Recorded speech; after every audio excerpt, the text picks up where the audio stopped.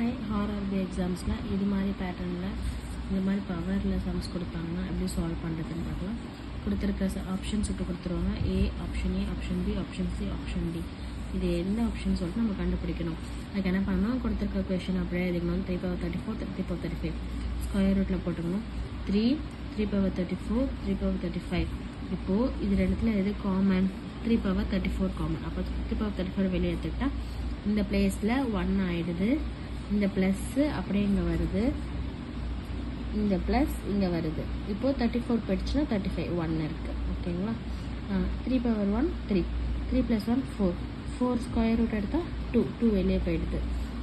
இப்போது ஸ்கொயர் ரூட்டில் 3 power 34 மட்டும் இருக்கும்.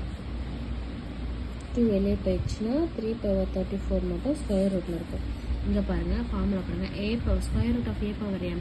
ஸ்கொயர் ரூட்டை கேன்சல் பண்ணும்போது am/2 ஆகிடுது. ஸ்கொயர் ரூட் வந்து 2 ஆகிடும். இப்போது இங்கே பாருங்கள், அதே மாதிரி 3 power 34 ஸ்கொயர் ரூட் கேன்சல் பண்ணும்போது 3 power 34 2 ஆகிடுது. 2 டேபிளில் 34 17 டைம். அப்போது 2 × 3 power 34. அப்போது இந்த ஆன்சர் வந்து எங்கே இருக்குதுன்னு பார்க்கணும்.